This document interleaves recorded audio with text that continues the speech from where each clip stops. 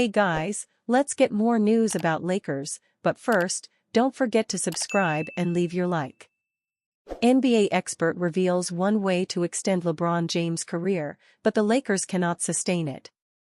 LeBron James has managed to play in all but one game for the Los Angeles Lakers in the 2024-25 NBA season. While it's a commendable effort from the 39-year-old, it's not helping the team consistently win games. On top of playing so many games, James is also averaging 35.0 minutes per game. Sure, this is a career low for the King, but since he is about to turn 40 years old soon, there is no shame in reducing his minutes. If anything, playing close to 30 minutes a night could allow James to keep fresh legs come playoff time. NBA insider Bobby Marks recently made the same suggestion to the Purple and Gold as a method to ensure James can extend his NBA career. But at the same time, considering the Lakers' current roster, Marks quickly mentioned that it's impossible for the Lakers to sustain if James plays 30 minutes per game. I think it gets to a point where maybe you have to sacrifice some games here when we look at it from the rest standpoint as far as resting LeBron James, Marks said. I know people in that Lakers organization don't want to hear that right now. If you're gonna play him 30 minutes a night, I don't think this team is good enough to sustain it. If you look at their roster, they have basically 8 playable guys right now. The veteran insider didn't hold back when calling out the Purple and Gold's failure to put together a better roster around LeBron James. As of now, it's a pipe dream for the Lakers to decrease James' minutes on the court. But the coaching staff may have to take that risk at some point in the season. After all, the team proved that they can indeed win games even without the 39-year-old as the Lakers dominated the Portland Trail Blazers to snap their 3-game losing streak. What can I do? LeBron's influence underlined as NBA head coach reveals slap-in-the-face offer. The current LA Clippers coach opened up on the Stephen A. Smith podcast on an offseason of speculation about a possible switch to the Lakers, but the story goes back further. In 2019, Lue was in contention to replace Luke Walton, who was fired by the Lakers. He was the clear favorite to take over in a coaching market that was hot. It helped that LeBron James was a current Lakers player and the iconic King had shared 4 successful years with Lue at the Cleveland Cavaliers, including a 2016 NBA championship. James was reportedly desperate to get Lue as his head coach, but talks would collapse after the Lakers' initial offer was underwhelming. Lue went on to reveal that James had been in touch during the negotiations. Explaining Jared Vanderbilt's knee effusion, recovery setback for Lakers. Jared Vanderbilt has continued his rehab this season as he vies to return from multiple off-season foot surgeries that have kept him out for the entirety of the season. The lengthy, high-energy wing has been sidelined since last season's game in Boston in February when he was injured near halftime. We recently learned that runway for a return has gotten a little bit longer, with the team releasing an update that Vanderbilt is dealing with knee effusion and his intended return date will now be early January, though to be fair, we never had a timeline in the first place, so this may or may not be longer than anticipated internally. So what is knee effusion, why might it occur during a ramp-up, and what does it mean for Vanderbilt's recovery? Is it something like last season with Gabe Vincent, who was listed as out for knee effusion and ended up missing the entire season? I explained all that in the following video. On the outside looking in, there is a lot of information that we do not know, and that information gets even more hazy when it comes to the complexity of rehab and medical decision-making. Therefore, although this effusion may not be ideal and nothing about his extended absence has been ideal, the key to assessing his timeline and return will be looking out for when he's able to return to higher intensity activities, particularly on the floor, and then how he responds to that. That response will dictate if he can move ahead or not. As always, I will keep you updated on that as we learn more. Stephen A. Smith says LeBron James doesn't deserve Warriors trade. With the NBA trade season approaching, speculation has intensified regarding potential blockbuster moves. One rumor that has resurfaced involves the Los Angeles Lakers potentially trading LeBron James to the Golden State Warriors to pair him with Stephen Curry. On ESPN's First Take, Stephen A. Smith voiced his strong opposition to such a move. "I don't want to see it because LeBron James does not deserve it. Absolutely not. LeBron James does not deserve to be with Steph Curry," Smith said. "Here's why. Stay yo *s right there in LA. You won a championship in the bubble. I understand the next year you lost in the first round.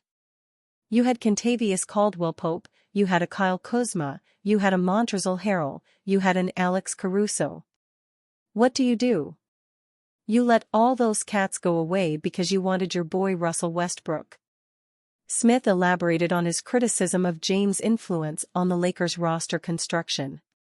"Now I ain't throwing no shade on Russ, because Russ looked damn good in a Clippers uniform. He's looking damn good in a Denver Nuggets uniform. He did not look good with the Lakers.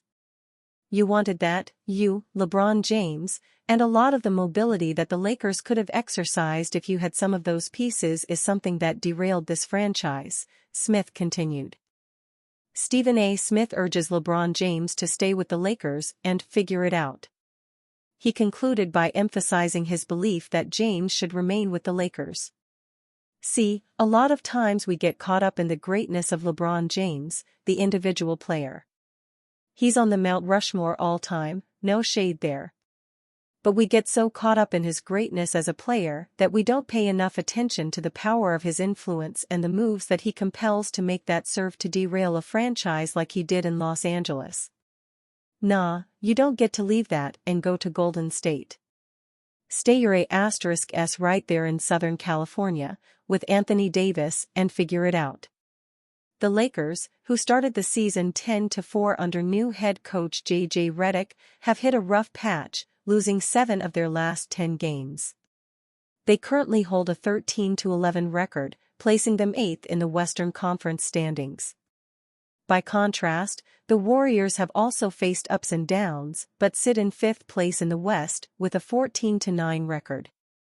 James, now in his 22nd NBA season, continues to post impressive numbers, averaging 23 points, 9.1 assists, and 8 rebounds per game while shooting 49.5% from the field and 35.9% from three-point range.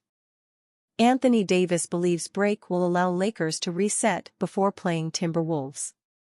Anthony Davis and the Los Angeles Lakers finally arrived back home and they took care of business against the Portland Trail Blazers this past Sunday to snap their losing streak.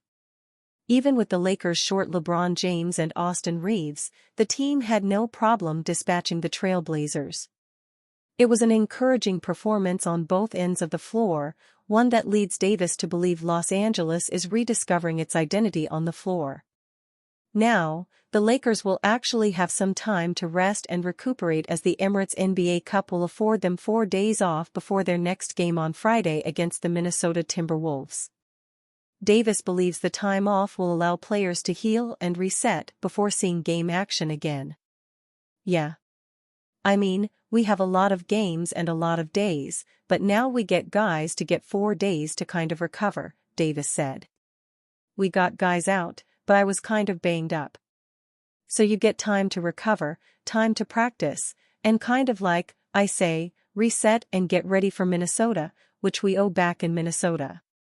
But we're going to use these days to get better, obviously, but also be smart with, letting our bodies kind of heal and line up with pride." Davis also discussed what the break will do for him and highlighted his own injuries. "Get some rest. Banged up with a little bit of injuries and things bothered me, so just kind of letting that 4 days let my body heal before we get ready line up on Friday. But I've never, I think, had a stretch in my career where we didn't play for 4 days. So, that's kind of new, but I know it'd be beneficial for us to kind of get back in the gym, get some time away from each other, but then get ready to go up to Minnesota and get a win. While the time off disrupts the cadence the Lakers have been on, it comes as a good time as there are several players dealing with ailments. Hopefully it results in better play on the court, as the purple and gold have some catching up to do in the standings. Lakers are expected to show interest in Wizards veteran. Los Angeles Lakers general manager Rob Pelinka may be very busy very soon. As his team struggles to rise in the standings, there are many people saying Pelinka needs to make a large splash and commit to a trade that turns LA's fate around. According to Anthony Irwin, via NBA Central, Pelinka is expected to check on Jonas Valanciunas of the Washington Wizards on December 15 when he becomes eligible for a trade. Valanciunas has been on the Lakers' radar for some time, but will Pelinka be able to get a deal done? Irwin says the Wizards will listen to the Lakers, but the deciding factor will be if Pelinka and his team are willing to give up what Washington wants. They may decide to accept an offer from the Lakers, or the Wizards could decide to sit and wait and see if something better comes along for Valanciunas when the trade deadline approaches in February. On paper, Valanciunas looks like a perfect fit for the Lakers. He is averaging 12.6 points and 8.1 rebounds per game so far in 2024-25 and could be a huge help for the Lakers' lacking frontcourt. The team has been bothered by injuries to their big men since the start of the season, and Valanciunas could fill a very problematic hole. However, Washington knows this, and they have the advantage of being a weak team with no rush.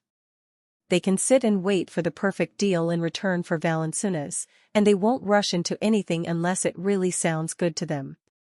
The Lakers might want Valanciunas, but do they want him enough to convince the Wizards to let him go? And you, fan? What do you think of the situation of Jonas Valanciunas? Leave your opinion in the comments.